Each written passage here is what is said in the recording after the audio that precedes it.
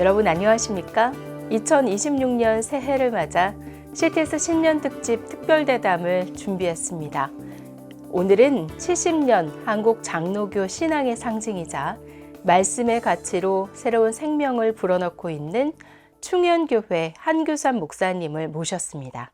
네, 안녕하세요, 목사님. 안녕하세요. 예, 귀한 시간 내주셔서 감사합니다. 감사합니다. 예, 2026년을 살고 있습니다. 너무나 빠르게 변화하고 있는 세상인 것 같습니다, 목사님.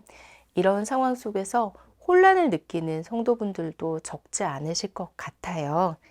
이럴 때일수록 우리가 붙들어야 하는 변하지 않는 말씀의 본질, 그리고 개혁주의 신앙, 영성, 무엇이라고 보시는지 좀 여쭈고 싶습니다. 특별히 요즘 시대를 AI 시대라고 얘기하잖아요. 이제 AI 시대의 가장 큰 문제는 많은 정보가 아니라 그 정보에 이제 수집하는 경로가 너무 많아서 이것을 어떻게 잘 사용하는가, 또 잘 분별하는가, 거기에 있다고 봅니다. 그래서 특별히 이제 개혁주의 신앙은 영성에 있어서 분별력을 강조합니다. 그렇기 때문에 오히려 AI 시대에 개혁주의 신앙이 가지고 있는 영적인 분별력, 이것이 매우 유익하고 필요한 그런 시대가 되었다고 믿고 있습니다.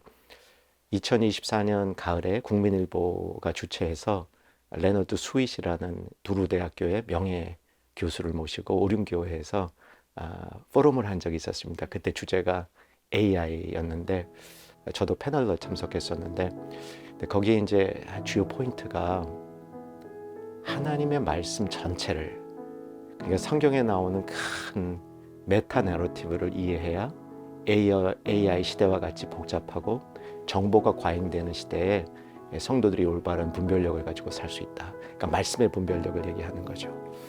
특별히 그 대목에서 레너드 스윗 교수님은 창조, 어떻게 인간이 창조되었는가, 어떻게 인간이 그 창조 가운데 죄를 지었는가, 그리고 마지막에 그 죄진 인간들이 어떻게 회복되는가라는, 특별히 이제 창세기와 계시록을 중요시 봐야 된다 그랬는데, 저는 이제 거기에 예수님의 구속, 십자가의 복음, 부활, 예수님의 통치, 예수님의 통치에 따른 우리 성도들의 참여, 이렇게 해서 성경 전체가 보여주는 이 메타 내러티브, 큰 그림의 그 말씀이 결국 이 그 개혁주의 영성, 교회의 영성이 되어서 성도들이 정보 과잉 시대 때 그 정보를 남용하거나 오용하지 않고 바르게 사용하는 그 길을 배울 수 있겠다. 그래서 정보가 많은 이 시대는 오히려 개혁주의 영성이 더 필요한 시대가 아닌가. 충현교회는 70년 역사를 자랑하는 한국 보수신앙의 상징과도 같은 곳입니다.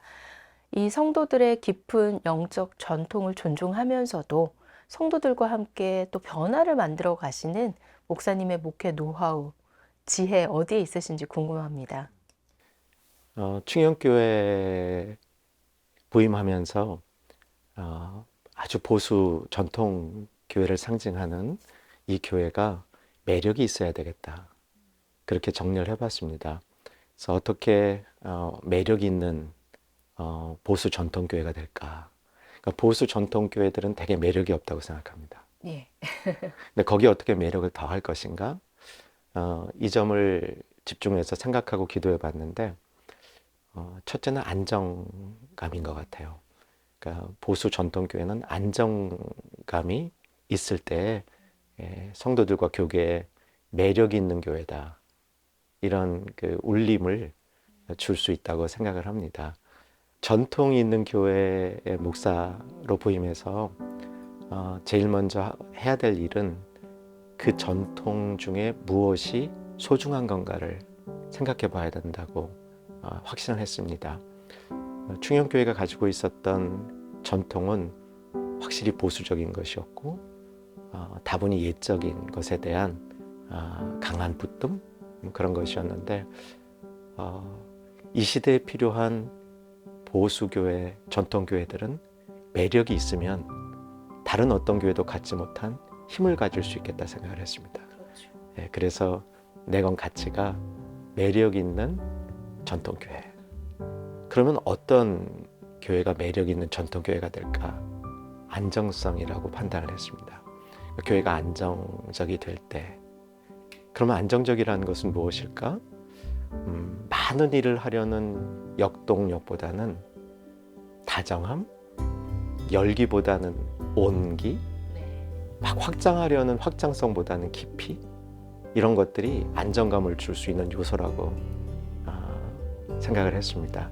그래서 이제 보수적인 전통교회를 만들어갈 때 안정적인 교회가 된다면 이 시대가 요구하는 하나의 교회가 될 수 있겠다. 그런 정리하에 목회를 쭉 해왔고요. 그러다 보니까 뭐가 중요하냐면 하나님의 성품을 우리가 어떻게 배워갈까.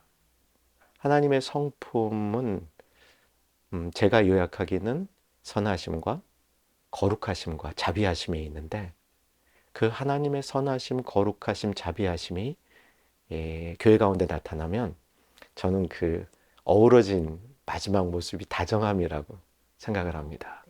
그래서 안정적인 전통교회가 매력을 이렇게 보여주려면 온기, 다정함, 깊이, 이런 것들이 있어야 된다고 생각을 하고요. 또 하나 중요한 요소가 있습니다.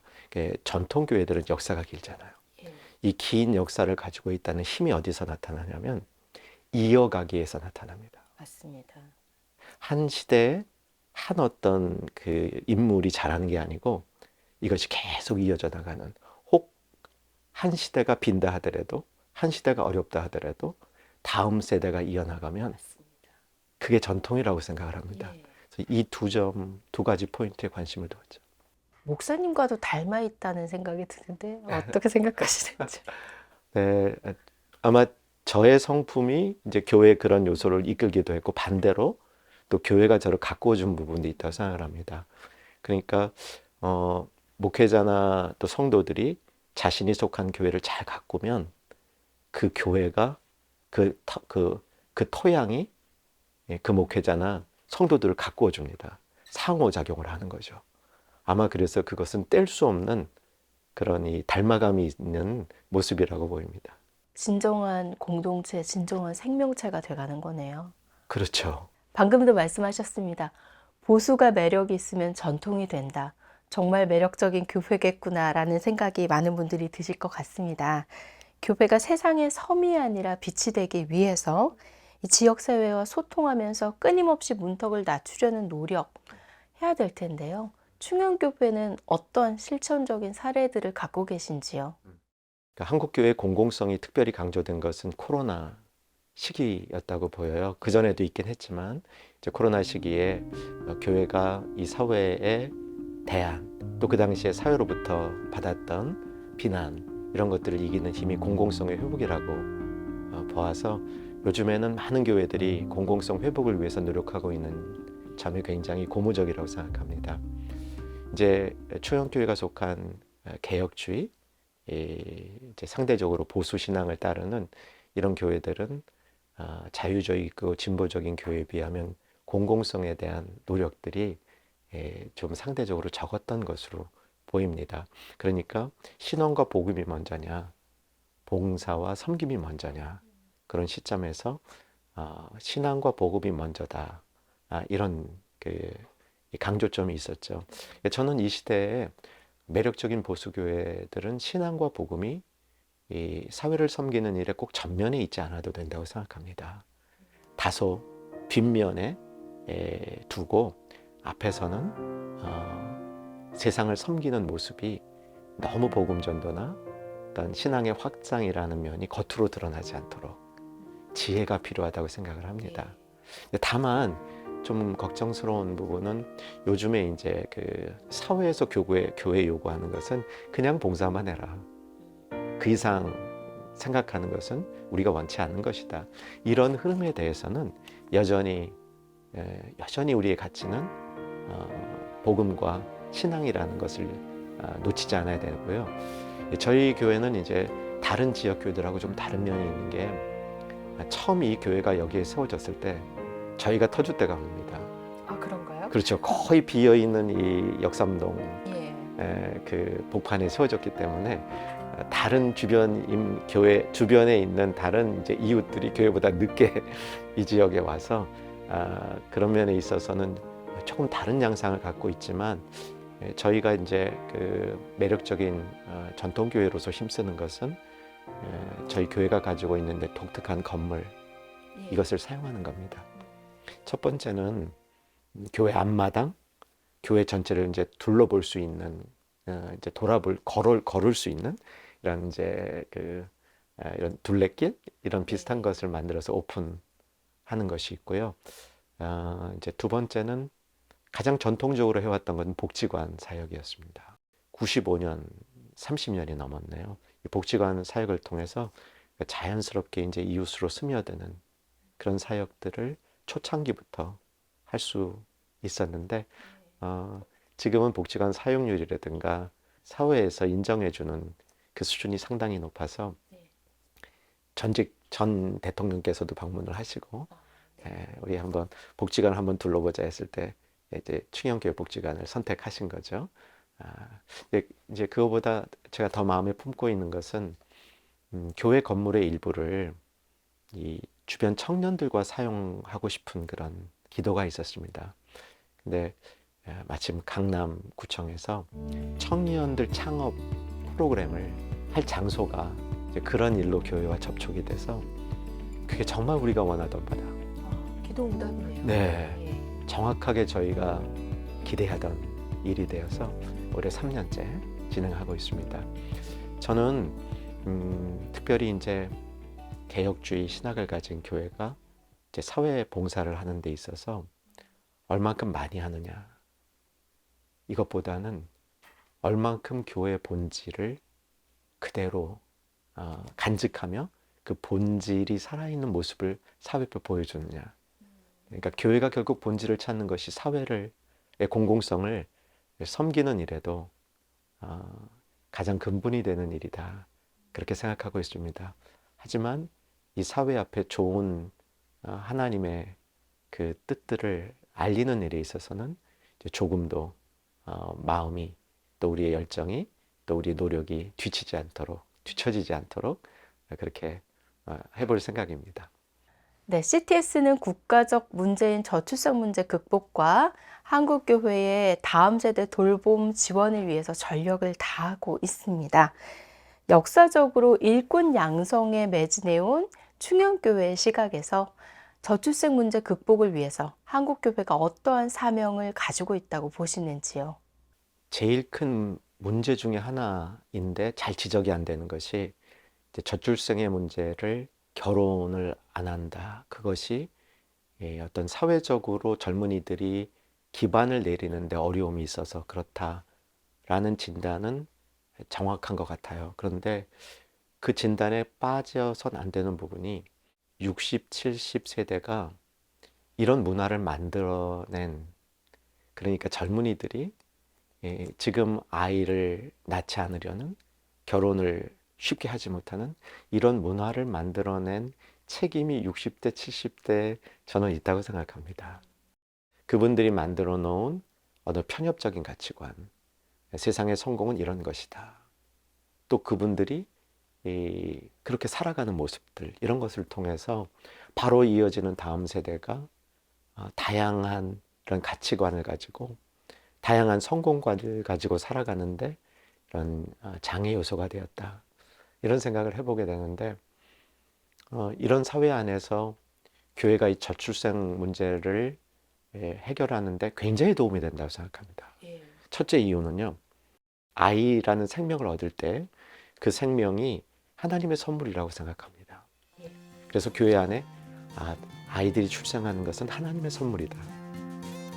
이런 관점에서 더 많이 이 선물을 받아들이는 선물을 적극적으로 선물 되게 하는 그런 교회의 정서가 더 살아나야 된다고 보고요. 그 다음에 이제 교회가 갖고 있는 큰 힘이 공동체성이잖아요. 그러니까 한 아이를 그 부모가 책임하에 키우는 것을 넘어서서 교회 공동체가 같이 키운다. 이것은 하나도 새로운 일이 아닙니다. 유아 세례, 이제 유아 세례를 줄 때 교회 전체가 서약을 하잖아요. 공동체가 서약을 하죠. 그렇죠. 이 아이를 교회가 같이 키우겠다. 그 정신, 그 신앙이 이 저출산 문제를 극복하는 데 큰 힘이 된다고 생각을 합니다. 주일의 은혜가 주중의 성도들의 삶으로 흘러가야 되지 않겠습니까? 현재 충영교회 전 성도가 함께하는 성경 통독이 그런 의미에서 이 성도들이 일터와 가정에서 말씀의 사람으로 살아가게 하는데 어떤 영적 동력이 되는지요? 큰 동력이 되고 있어요. 예. 여러 가지 이제 교회 안팎에서 피드백을 받고 있는데, 이건 정말 신의 한 수였다. 교회를 세워가는 데 있어서, 난 말씀을 읽는 데 있어서 혼자 읽는 성도들이 많지만 다 같이 읽는다는 거. 그리고 말씀을 읽는 성도들이 소그룹화되어서 그들이 그 읽은 말씀, 묵상한 것을 소그룹 안에서 나눌 수 있다는 것이 이 땅을 살아가는 성도들에게 있어서는 엄청난 지지 기반이 되는 것 같아요. 혼자 있는 것이 아니라 같이 서 있다. 그것도 말씀 위에 서 있다. 이것은 정말 충영교회의 전통적인 역사를 새롭게 세우는 데 있어서의 큰 힘이었습니다. 근데 이제 이것이 단순히 성경 읽기로 끝나는 것이 아니라 어떻게 우리 이제 삶으로 갈 건가? 저는 이 시대에 오늘 쭉 대담하고 있는 이 질문들 가운데 정말 우리 교회들이 힘써야 되고 목회자들이 힘써야 될 이 키워드가 한 성도 한 성도가 교회가 되어서 말씀의 사람이 되어서 그들이 살고 있는 현장 안에서 어떻게 사느냐. 이것이 이 시대의 교회가 세상을 향하여 섬길 수 있는 방법이고 세상을 변화시킬 수 있는 그 지점이라고 믿고 있습니다. 그래서 성경 말씀이 내 안에 머무는 것이 아니라 어떻게 내 삶의 자리로 옮겨져서 그 삶의 자리에서 그 말씀이 움직이게 하는가, 그 말씀이 살아있게 하는가. 이 통독을 통해서 교회가 이렇게 하나가 됩니다.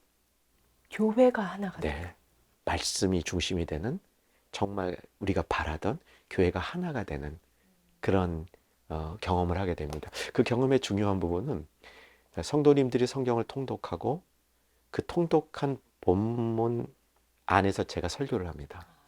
네, 같이 이렇게 발맞춰 나가시는군요. 그 힘이 그 말씀 중심으로 교회를 묶고 이제 성도들이 이제 혼자가 아닌 소그룹 공동체로 삶의 자리로 나아가는 그런 변화를 경험하고 있습니다. 탄탄하게 말씀으로 이렇게 양육되고 그 말씀 안에 계속 있게 되는군요. 묵상하고 통독하고 나누고 설교를 통해서 공급받고. 맞습니다.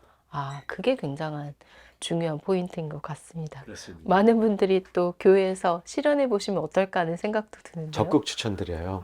예. 네, 이 통독하는 약간의 작은 무브먼트들을 지금 일으키고 있는데요. 반향이 괜찮습니다.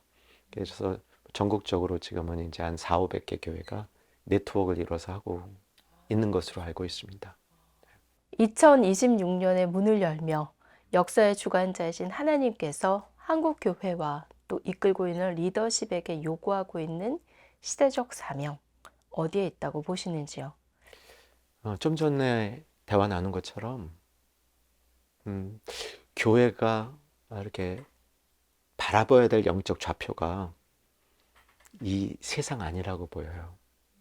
너무 교회 안에 이렇게 집중되었던 우리의 그 에너지가 우리가 살고 있는 성도들이 살고 있는 자리, 그 자리로 옮겨지라고 주님이 우리에게 도전하시지 않은가 이런 생각이 듭니다.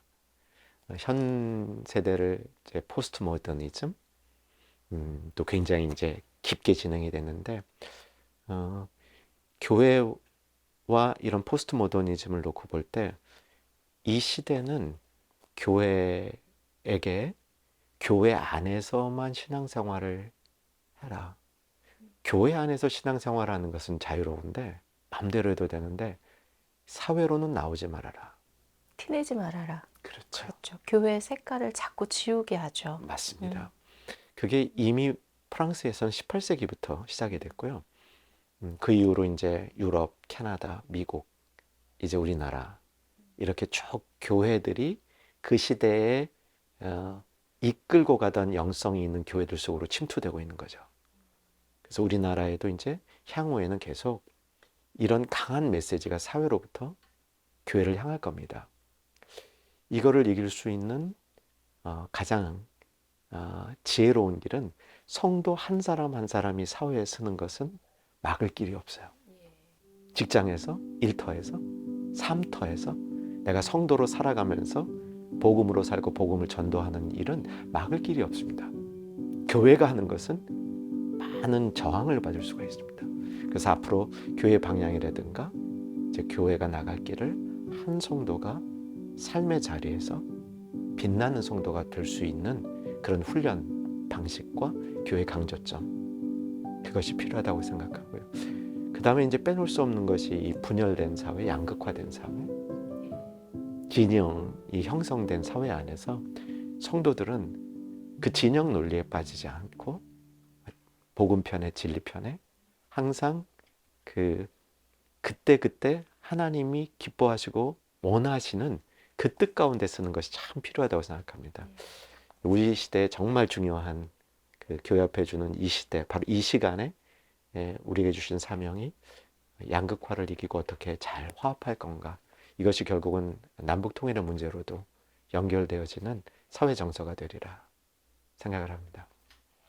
마지막으로 이 방송을 보고 계시는 분들 중에 고난의 시기를 지나고 계시는 분들도 계실 것 같아요. 성도분들도 계실 것이고 목회자분들도 계시지 않을까 싶습니다. 이분들에게 격려와 소망의 메시지 전해주시면 좋겠습니다. 안 된다고 생각하는 마음을 할 수 있다, 된다. 우리가 좀 이렇게 바뀌는 정서들이, 메시지들이 많았으면 좋겠습니다. 그래서 오늘 이 기회를 통해서 저도 할 수 있습니다, 됩니다, 이 말씀을 드리고 싶어요. 성경에 보면 하나님이 우리에게 소망을 주실 때 그 소망이 주시는 이미지를 시편 기자의 말씀을 따라가 보면 넓은 곳에 세워주신다. 넓은 곳으로 인도해 주신다. 딱 트인 곳으로 인도해 주신다. 심지어는 이제 창조를 보여주시면서도 하늘을 펴시고 딱 펴봤으면 좋겠습니다. 우리 신앙이 힘을 발휘하지 못할 때 모습이 자꾸 작아지는 것 같아요. 이 시대는 우리를 자꾸 작아지게 만드는 것 같습니다. 할 수 있다? 넓은 마음 가지고 소망의 주님 다시 바라보시고 같이 힘을 내는 우리 온 한국교회 성도님들 되시기를 바랍니다. 네, 목사님, 오늘 대담을 통해서 2026년 한국교회가 전통과 혁신의 균형을 잘 잡아갈 수 있는 기회가 되리라 생각합니다. 또 전해주신 격려의 메시지를 통해서 많은 목회자와 성도분들이 또 소망의 하나님을 바라보는 계기가 되기를 바라보겠습니다. 오늘 귀한 메시지 감사합니다. 이 프로그램은 여러분의 미디어 선교 후원으로 제작되었습니다. 선교는 사명, 후원은 동역. 당신도 복음을 전할 수 있습니다. 선교 후원 02-6333-1003번